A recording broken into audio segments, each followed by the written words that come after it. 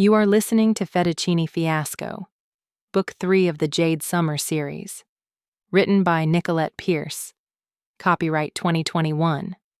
Audio copyright 2025 by Pierced Heart Publishing. Digitally narrated with full cast of voices.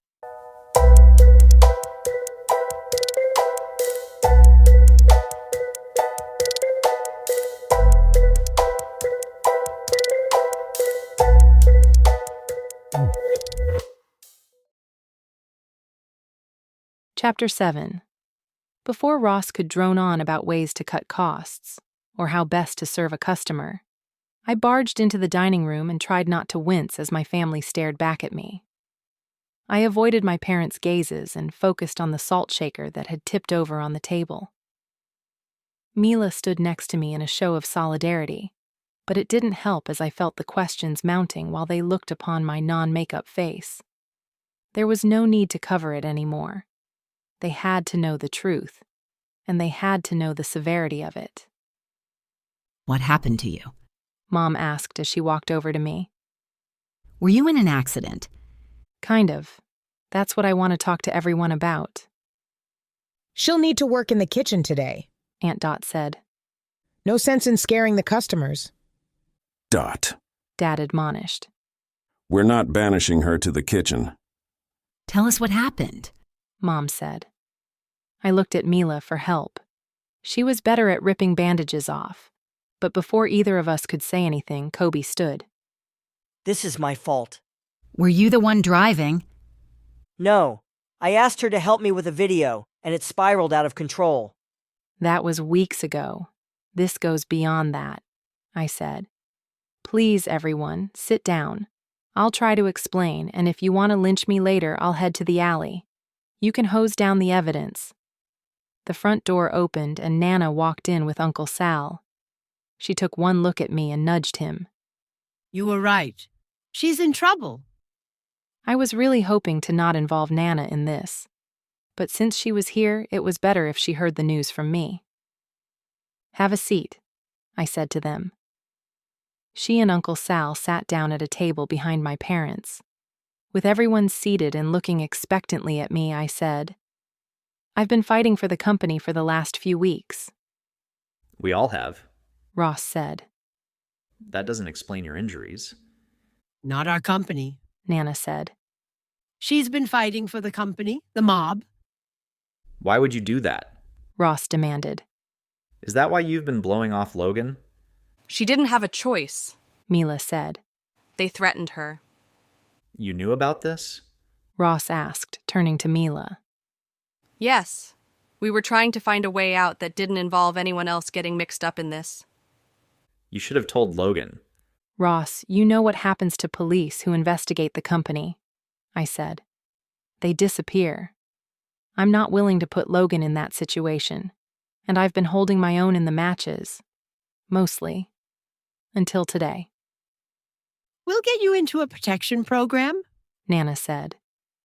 It's too late for that, I said. When I showed up today, I was informed that my fight wouldn't just be for prize money. It would be for the restaurant. I lost. I'm so sorry, but I lost the restaurant. What does that mean? Aunt Dot demanded. How is that even possible? Carlo? Uncle Sal questioned. When I nodded, he sighed. Ross, call Logan, Mom said. We'll sort this out. Until then, close the restaurant. Uncle Sal said. It's better closed than in the hands of a monster.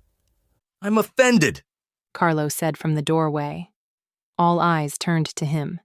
He was down to only one woman tonight, but was backed by 4 giant thugs that made the bouncer at the 411 look like a featherweight. Carlo smirked as he walked in, knowing none of us could stop him while his men were armed. Thankfully, the weapons were stowed for now. He casually scanned the dining room, not caring that an entire family he'd force into destitution was there and watching him. It was as if he had no empathy at all, and that scared me more than the guns. I give you 2 choices. You can work for me, or you can leave. This is our restaurant, Aunt Dot said. We have the papers to prove we own it. Do you? He questioned. I'll tell the morgue to wallpaper your coffin with them. Anyone else want to talk to me about papers? Carlo, you're messing with the wrong people. Really, Sally? Carlo drew closer to Uncle Sal. See, I know all about you. Heard the stories from Vito. And if you're lucky, I won't kill you. I know where you live and everything about you. Still want to say I'm messing with the wrong people. Uncle Sal flinched. Carlo straightened. I've rescinded my gracious offer of employment. Leave now, or I'll make this a whole lot uglier. And I caution you about going to the police. I'm being generous letting you all leave. But if any police come sniffing around here, that generosity ends. When we didn't budge, he snapped his fingers. The 4 thugs drew their guns. "We'll leave," I said, shooing my stunned family out the door. When we fled, the door was shut behind us. We gathered at the end of the block. Emergency meeting at my place? Nana said. No, our place. Mom said. It's closer. You live right above the restaurant. He'll have ears on us. She's right. Ross agreed. It's probably not safe for you to live here anymore. We're getting ahead of ourselves, Aunt Dot said. He has no legal rights to our restaurant. I'm not going down without a fight. Fighting got us into this mess to begin with, Ross said, glaring at me. Split up and rendezvous at my place. That's an order! When the group dispersed, Nana pulled me along with her. You're riding with me. Bring the other hooligan with you. I waved Mila over as I followed Nana to her car. When we were settled and Nana was on the road, it took her a mere second before she launched into a full inquiry. Tell me everything that happened from the start until now. Leave nothing out. And Mila, you fill in any details from your point of view. We'll plan when we get to my place. No plans, I said. I already screwed things up enough as it is. Which is exactly why we need a plan. Start talking. I'll have to repeat myself in 20 minutes. Everyone is going to want to know. She sighed. I guess I can wait. Tell me how you got those claw marks on you. Carlo's girls were in the ring today. They have dagger nails. Carlo's girls? There was only one at the restaurant. I don't know what happened to the other one, and I'm a little concerned for her. Why? She said that if she didn't win, they would kill her daughter. And so you let her win. Very heroic. No, they shoved my head into the gelatin after that. They won. But I wouldn't have wanted to win if there was a little girl's life at stake. And now the woman isn't with him. That doesn't sound good. No, but maybe he let her go. He had said if I won, I'd never have to fight again. Perhaps he made a similar promise to the woman. Nana snorted. I didn't raise you to be gullible. That man doesn't keep his promises to anyone, not even to his mother. How do you know? I know his kind. It's all coercion. They'll promise you the moon to get what they want. If you're alive long enough to collect, they'll fix that. You think he killed her? I asked, as a chill stole through me. I wouldn't doubt it, but we'll never know either way. They're good at hiding their victims. It's why they still run the city. I leaned my head back against the seat as Nana blasted through commuter traffic, honking her horn and yelling at anyone who dared get in her way. I pulled out my phone, knowing I had to call Logan even though Ross got the order to do so. I had to explain why I kept it from him. But I was chicken. Call him, Nana said, reading my mind. He's going to be furious. Nothing like a hot, under-the-collar man to spice things up. I glanced back at Mila, who had been quiet this entire time. She was on her phone, her fingers typing madly on it. Who are you texting? I asked. Her fingers stalled. No one. Just trying to do a search on Carlo. It'd be faster if I had my computer. She lied. I saw her screen was on a text, not the internet. But why lie about that? Turning back to face the road, I pondered Mila. There was a lot about her I didn't know, and what I did know perplexed me. She bought high-end wine and expensive coffee. She had money to set up the entire apartment and even pay the security deposit and first month's rent. And not only the money, but I searched her favorite winery. The website showed a photo of a man in a vineyard who looked like he could be Mila's brother or perhaps a cousin. Then there were phone calls that ended as soon as Mila spotted me. And now she lied about a text. Mila's private life was none of my business, but it chafed knowing that after everything we had been through, she still didn't trust me enough to tell me. Was she a trust fund baby? Was she afraid I'd judge her? I could hardly judge anyone, especially with my screwed-up life. Speaking of screwed up, I texted Logan a quick message. Emergency meeting at Nana's.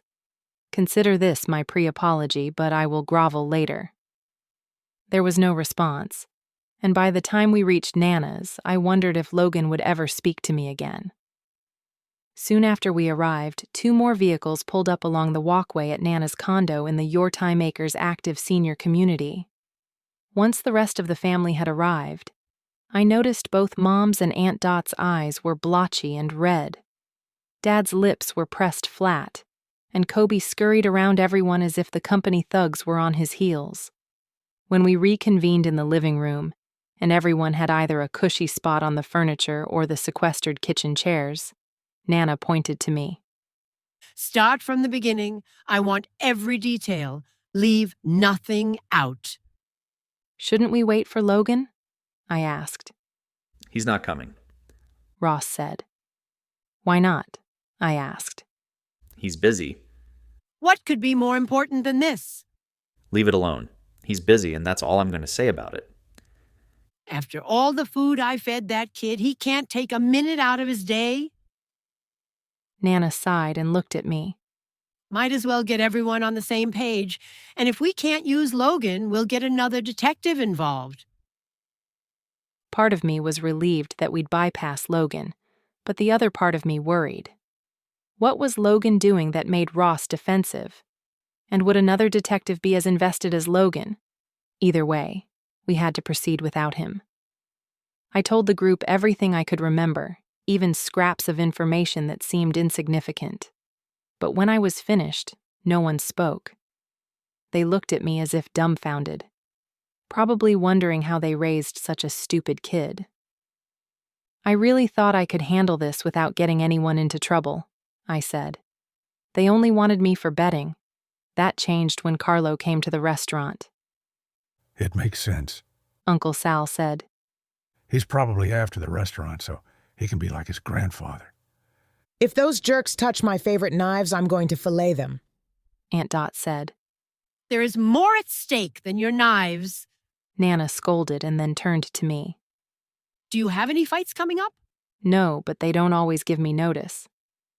Okay, so for now, we are fine on that front. Nana pressed her lips together and then sighed.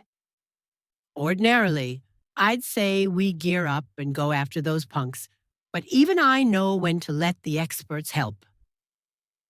A scolding eye pinpointed me before moving on. We call the cops now and get the ball rolling. But Carlo said he would retaliate, Mom said. He probably will, which is why we bunk together. We'll all stay here and have a rotating lookout. Several raised their voices in opposition. This place is 55 and over, Kobe said. We'll get kicked out. Nonsense. Lan's been staying here and no one has batted an eyelash. What is Lon doing here? Aunt Dot asked. I'm helping him out just like I'm doing with all of you. Now, I won't hear another word about it. Jade and Mila can bunk with me in my room. Lily can stay in Lan's room. He's got a room? Lily, I yelped. We forgot about Lily. Eyes darted around the room as we all came to the same conclusion. She hadn't been at the meeting, and she wasn't here. She must have been late to the meeting, Dad said. She's going to walk right into the mob, Mom said. Ross bolted to the door.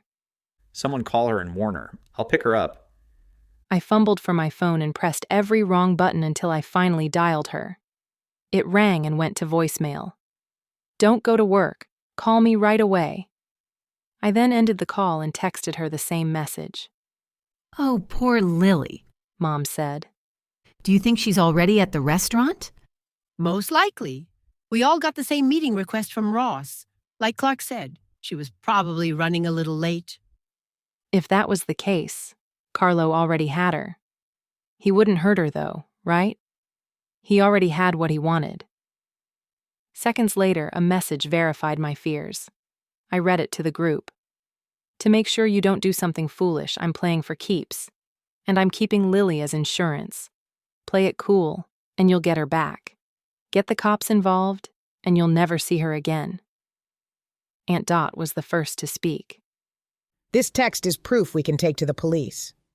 It's a message from Lily's phone. There is no proof of anything.